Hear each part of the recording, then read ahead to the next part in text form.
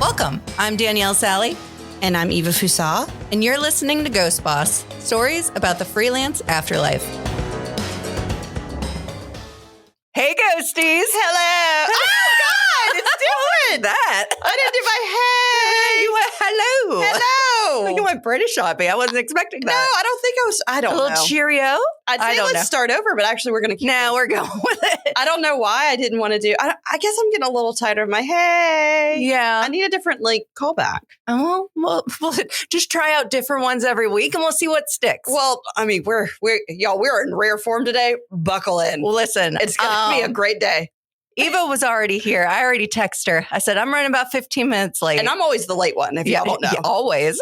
It's usually only a couple of minutes. Calm down. It's not bad. But since it was going to be 15, and actually I knew it would probably only be 10, but I just like to give myself a buffer because of traffic. It's great. So I texted you in advance and I get here and I'm just rushing and I'm already in a mood. I walk in and she's like, we're just doing one. I've got a tight deadline. I got a rush job last night and I'm losing my mind. And then I tell her about the rush job. She goes, the answer to that is no. I was like, no, the answer to this is yes. Because I need money. Yeah. But yeah, so we've 3 times since we came in here, we have said to each other, stop, we need to say that for the recording. Stop talking. Also, we got our camera set up first try. That one takes the longest. We the did lighting sound check first try. Yeah. Lighting was ready. I don't knock on wood, but I almost got outsmarted because the soundboard, button board, whatever we call this. You do have to turn the whole. We are doing things. We're doing great. I think we might be professionals by the end of this. I don't know about all that. I don't know about that. Oh, man. So, but yeah, go ahead. You told me you had something raring to go. Well, so we're both in the weather's putting us both in different moods now. It is, let's see, 75 degrees now. Nothing. Yeah. I very much recognize that majority of the people in Colombia right now are thrilled. Oh, I'm pumped. I'm so happy. Nothing is going to piss me off more than 75 degrees. In fact, I have a very short window of time, Eva, that I can be happy with the temperature in this city before it goes to hell. Yeah. And it's already getting there. And I was just like, when everyone else is like, it's 30 degrees. And I'm like, please, give me more of it. No, absolutely not. Give me more. Hard pass. And I'm like, wearing this long sleeve shirt, though, because I'm committed. No. But I am miserable right now. No, you should be. I'm wearing. If it was March, I would literally be okay with this. But the fact that it is early February. It is early February. I am angry. Yes. I am wearing, if you saw me last summer, you've seen me in the outfit I'm wearing. This was my favorite black summer dress. Yes. And my favorite nude summer shoes. Yes. I was so excited to put them on today. I've worn jorts twice this week. Wow. Yeah. In meetings? No, not in meetings. Not in meetings. But I did post on my Insta story one day. I'm like, that critter may have seen a shadow over the weekend, but it's wearing shorts in February. There you go. You can't tell me. I'm had a great day. I did my Pilates today. Yeah. There you go. And it's hot outside. Yeah. It's not hot. It's nice outside. It is nice. It's nice. It's nice. It's just I'm not there. It is nice, but I'm not ready for it to be this yet, which is why it's putting me in a mood. Allegedly, a cold front is coming next week. Yeah. Allegedly. I'll be happy again then. It'll be great. You'll be miserable and it'll be fine. We'll just balance it out. It's funny you bring this up because I was thinking about this the other day. I think a big part of why I don't love cold weather is I don't like any of my clothing options in cold weather. Okay. Hear me out. Yeah. All right. So I've been hanging out with some friends that when we went to an event last week at the school and it was outside, or we take the kids to the holiday lights, and 2 of my friends, they get in their winter clothes and they look so cute. They look I love winter attire. One of my friend Megan and my friend Allison, who listens, she's an accountant. So she's like, you talk about accountants. You're you really do hate my profession. But they always look so cute. Yes. Like little ski bunnies. I love a layering option. Do you know what I look like? Well, when I put on a coat and a hat, I look like an Inuit woman who's about to drag some blubber back to her igloo to feed her family. That's all right. Because they just look so cute. I do not look cute and colonized the way I try to.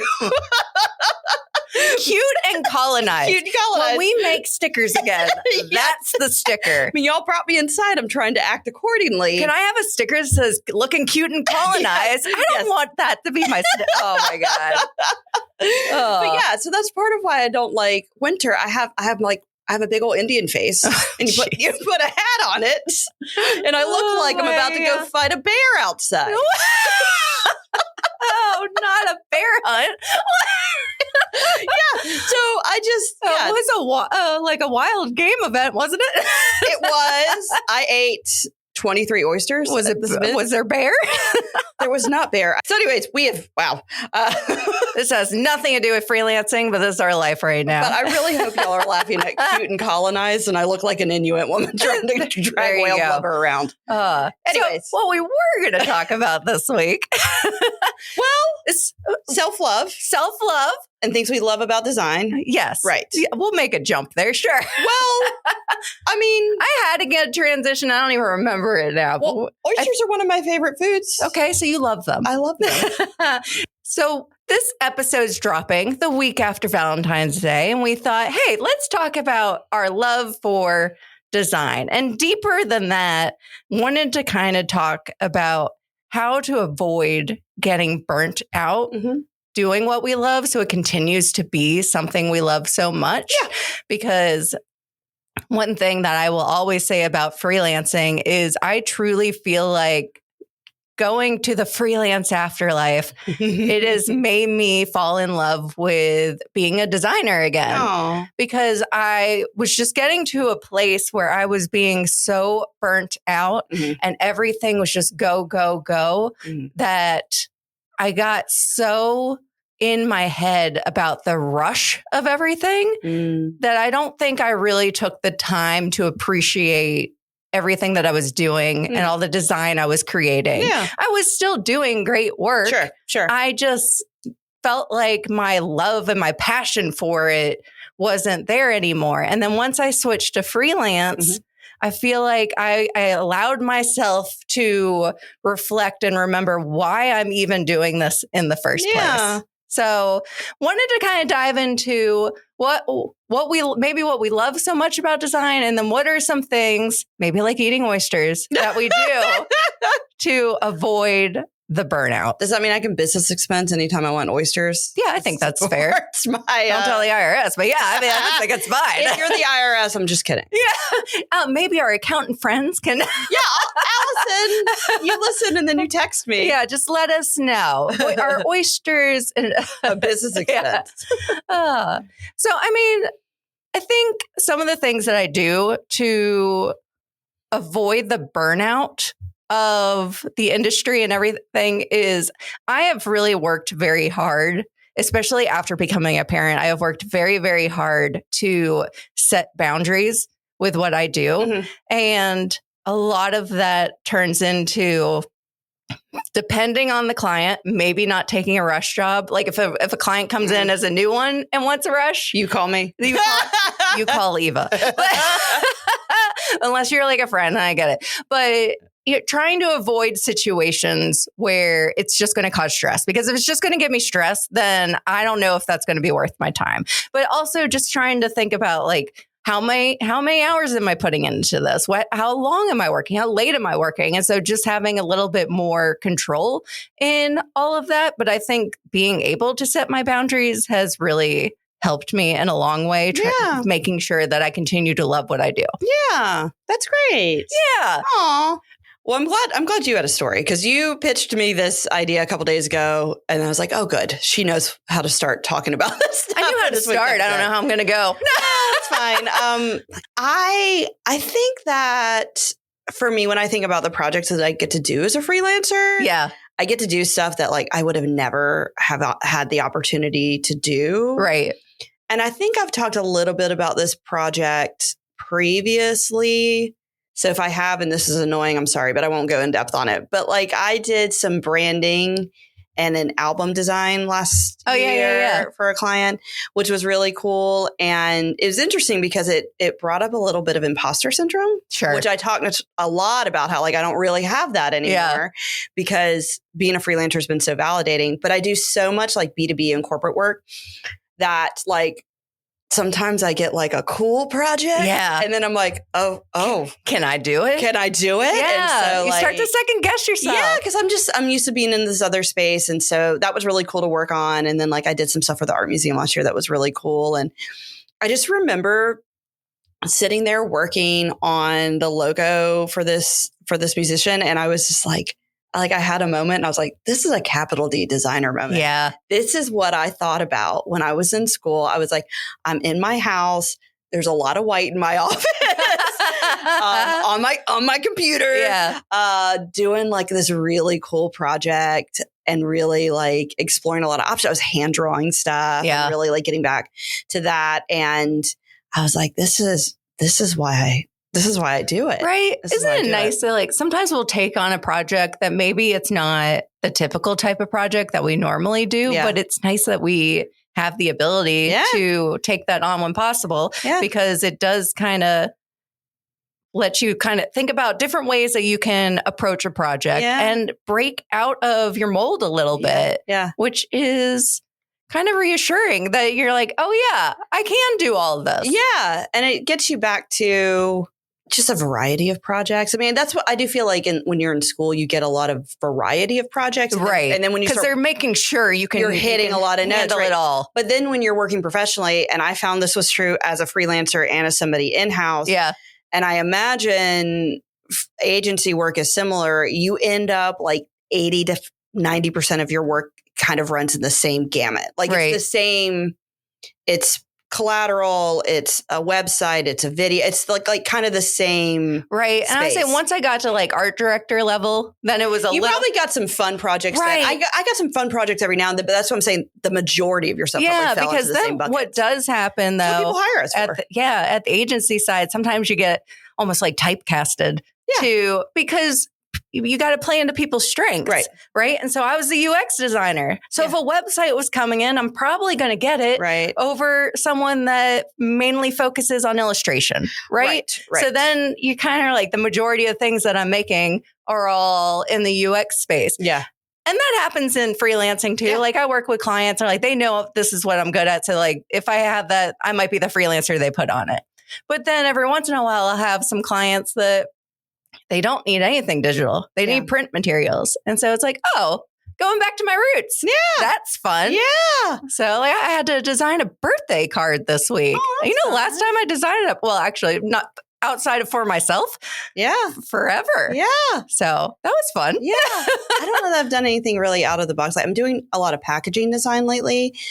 And also capital D designer moment, because like if I'd told like college Eva, like you're doing design work that's in multiple major retailers in every state, sounds really cool. But packaging design is so intense. It's very intense. And it's like and it's the cool, like sexy project that a lot of designers, they go out of college and they want to do it. And then you think that in college, right? Do you? And then you find out how tedious it is. So I was thinking about this the other day. So I started, last year I talked about how I was going to try to get back into painting. So this year I set an actual goal for myself. Yeah. To try to like, just to try to set some regular schedule. Yeah. So I set a goal to try to paint twice a week, and I've painted like 5 out of the last 10 days or 11 days. So like, yeah. And I do a lot of abstract work in my painting, and I don't like test run a lot of stuff. I just go to the canvas and just start doing it. And I think that's important for a couple of reasons. One of them is there's no like undo button. Yeah. And so when I do something that I don't love, I think it's a good exercise for my brain to problem solve it as it is, instead of like with design, I can just start a new file, or I can Control Z my way out of it. So I think that's like a good exercise for my creative brain, that like, no, you gotta follow the path. Yeah. Even if you don't know where the path is going. Trust the process. Right. But part of why I do abstract work as an artist and as a painter is because it's a very important counterbalance to design. Right. So I think people outside of the industry in particular, I mean, yes, it is a creative field. There's a lot of there's like 50 ways you can solve a design problem. Right. You have to have a lot of creativity, but design is very precise. There's a lot of parameters in design. And so when I explain that to people, I'm like, I'm going I'm going to tell you 2 projects that I worked on in the same week. Yeah. One of them was a packaging design project. And I had to create packaging design from scratch because sometimes I'm updating files or making files based on something else. Right. But this one I had to create from scratch. And the national retailer that we were working with gave me their brand guidelines, and it was 45 pages long. Yeah. Just the brand guidelines. Oh, That's not getting into the dye lines, and safety areas, and where the hole goes for the thing to go in and all the stuff, and fit lists and all this kind of stuff. And I was like, so that's one end of design that like is incredibly specific. Right. And I have so much stuff I have to get on this package. And you want to talk about point sizes, they don't exist in packaging design. They're like, I don't know, run it at 2 points. I'm like, okay, great. So that's that. And then that same week, I then worked on something for the art museum. Yeah. Now, this sounds pretty open-ended, and it was. They're like, we'd like for you to design something for an upcoming event. You don't have to follow our brand guides. The only real prompt, you have to write the name of the museum. Yeah. Or you have to have basic information on there, but you don't have to use our logo. You don't have to use our colors. There's no rules. The only thing that we're kind of giving you as a direction is here is the exhibit that's going to be running during the event. Here's like 100 pieces of like French Impressionism and it was called French Moderns. And so it was like 150 years of like French art for me to pull from. So like the sky's the limit, right? Yeah. But you and I know this. I'm like, okay, cool. Let's look at the asset list. Yes. A t-shirt. All right. Which means this design has to work in one color. Mm-hmm. Right. So, because you start with the simplest thing first. So, all right. And then t-shirt, the imprint area is like 12 inches by 18 inches. Typically you start there. So like even in this really open-ended project, it's still very specific and very precise. Yeah. It's not as precise as the brand, as the packaging project, but that's why so the gamut of design by nature is precise. And we have to make our creativity fit in that. Yeah. And something that like keeps me loving that and loving those parameters is doing painting where there's no rules. Right. There's no rules. Like I thought I didn't like watercolors because I worked with watercolors in college and they were teaching me like the traditional way to do watercolors. And I started working with watercolors again. And I like them because I'm not trying to make it look like anything. I'm just trying to make it a vibe. And like, so that, I don't know, like I'm in this phase where like my personal art and my professional work, I'm experimenting in different ways and trying to bring back. And it's just, I don't know, it's feeding each other right now. And that's good. It's working out. I'm kind of laughing in my head because that was a lot for me to, No, I too started at the beginning of the year, spent like 2 solid weeks doing a painting.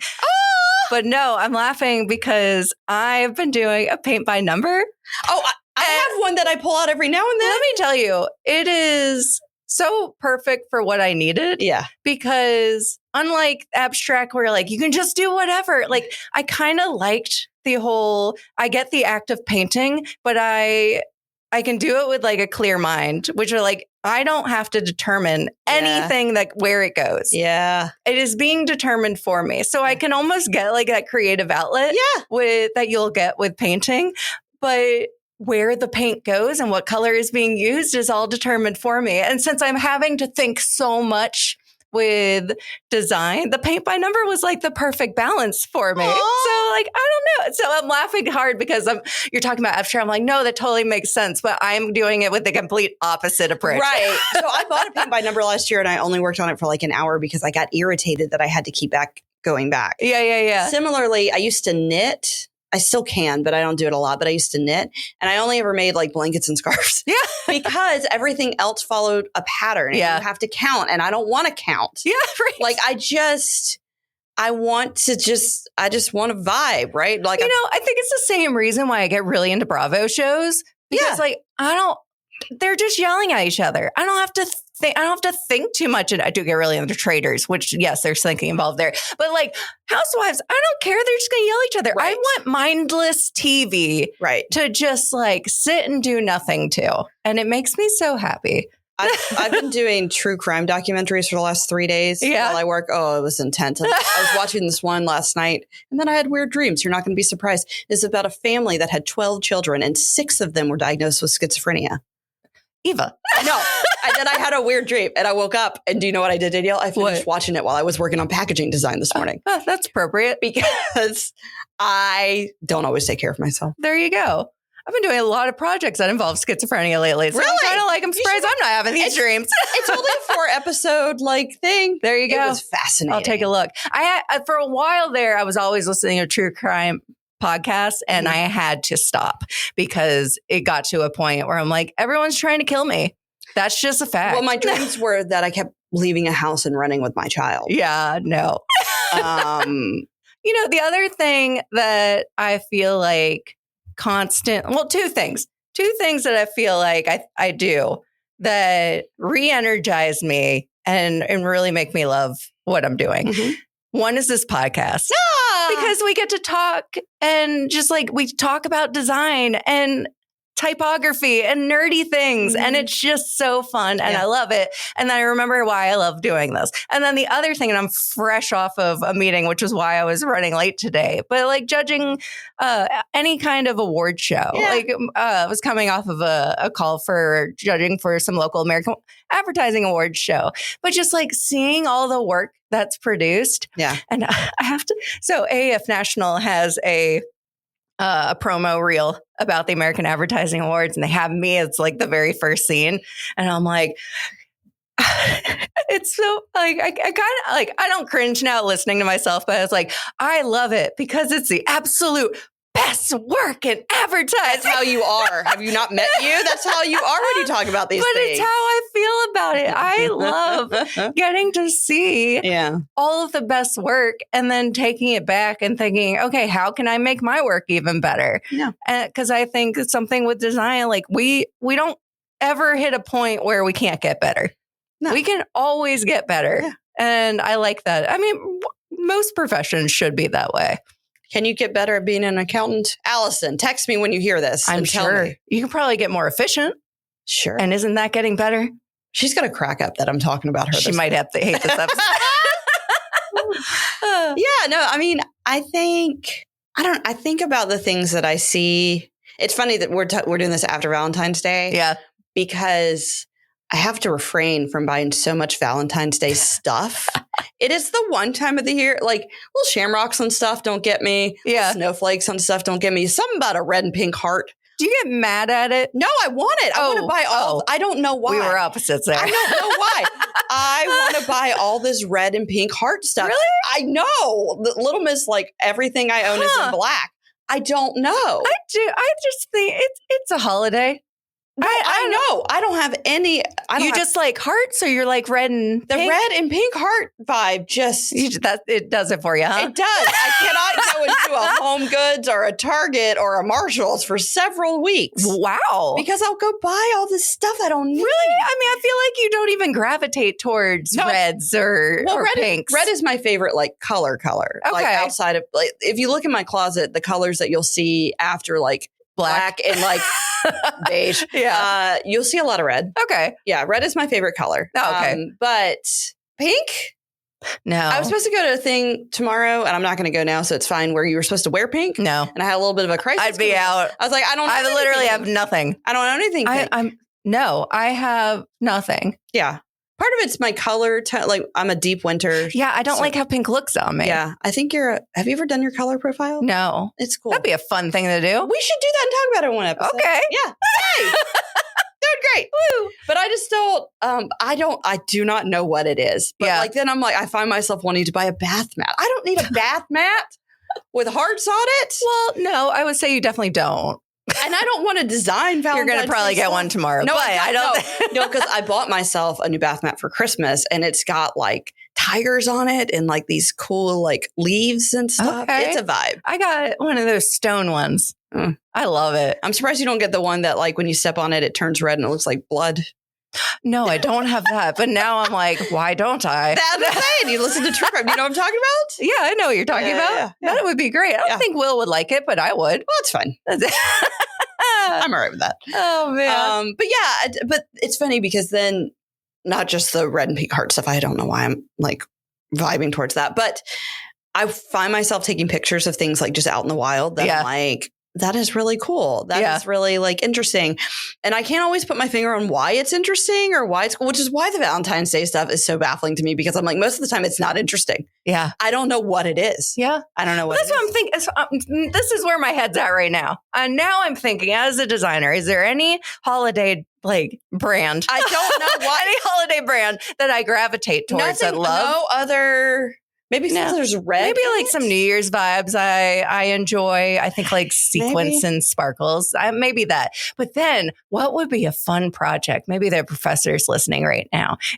Mina, to take a holiday and create a brand for it that could always be used for the rest of eternity. But think about it. Who came up with red and green? Okay, so for the holiday, we went on a tangent Christmas. where I tried to answer the question, and then we Googled it, and we're going to cut all that. So now I'm going to answer this to you. Jesus. Oh. All right, so there's that.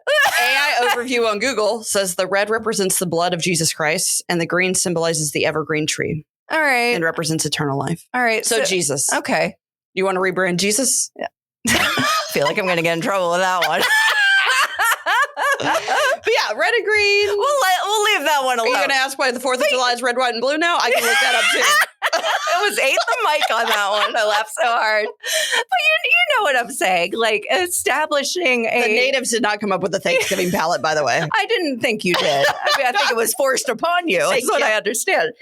But wouldn't it be cool to kind of have that as a class project to brand a holiday? We're going to see her in a couple weeks. Pitch it to her. Okay, I'll do that. Yeah, I got nothing else. Jesus is the reason for the color palette. Jesus is the reason for the palette. It doesn't rhyme. It doesn't flow as well. It's okay. So we're doing great. But it's interesting. There's all kinds of stuff that I just see out and about. I love going to an art museum to find stuff. And I think that actually sounds probably pretty logical that you look for inspiration and find art. However, how you make those connections, I don't think are always linear. Yeah. Right. I agree. But yeah, I don't know. I find inspiration in the weirdest places. Yeah. And it keeps, I don't know, I guess my love for design still always just comes from the fact that I just decided when I was 15, I wanted to do this thing. Yeah. And now I do this thing. And I cried last episode because Are you going to cry again? No, but somebody else got all teary. Sean listened to it. He was not me in the parking lot, getting all teary eyed. I got the same text from my friend Sarah. And she's like, I cried on my way to work today. Thank you. But yeah, just the fact that I get up every day and I do something I love. Yeah. And I mean, it doesn't mean and more than that, you and I we're making a businesses. This is by just doing something that we enjoy. They just come and give me work. I was thinking about that in a client meeting today where I've been working with them a lot. And they're a retainer client, so I'm in regular meetings with them. Yeah. And they really treat me like I am one of their team members, which I really appreciate that dynamic because I don't always get that in with a client. And it is that way with us. But I was just sitting there it is just so nice and cool that they are so grateful for me. Yeah. Simply because of my skills. Yeah. And I mean, a lot is my personality too, but also my skills and what I bring to the table. It's it's really cool that I can give that to someone and take their business to the next level because of my skills that I have honed. Yeah. Well, I think too, this is a different profession, but I had to work with somebody this week for something personal. And I could tell that she was just really passionate about what she did in her subject matter. And she was more than qualified, but just talking to somebody who'd been doing this for, many, many years, who seemed just as interested and passionate and about her profession really meant a lot to me in this very specific moment. And I think people can tell when we're like that as well. Yeah. And I think being a creative, and this, I don't just mean this as a designer. I mean, if you are a creative in any capacity that you make a living at, there's so much in the burnt out culture now. And there's all these memes about you are not your job. And there's trying to enforce work-life balance and all that kind of stuff. But I think when you're a creative, Yeah. You are your job. Like my job is an extension of me. Yeah. Right. Right. And like, it doesn't mean that like I should not listen to some of the anti-burnout stuff. Like, absolutely. But this is an extension of who I am. This is not just a job to me.